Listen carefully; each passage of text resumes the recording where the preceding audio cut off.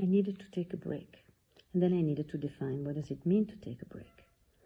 And I thought the first thing about vacation for me is freeing myself from any must-do, any obligation, any need to maximize my time or optimize my day or read all the books that I haven't read and do all the things that I've been meaning to do. No. From must-do to not do is one aspect of my break. And sometimes not do is just stay and finish that amazing novel that I'm sinking into. And then, not making decisions.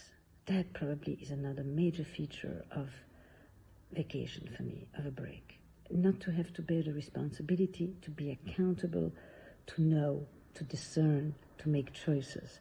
I barely want to decide where I'm going to eat, let alone sometimes what I'm going to eat.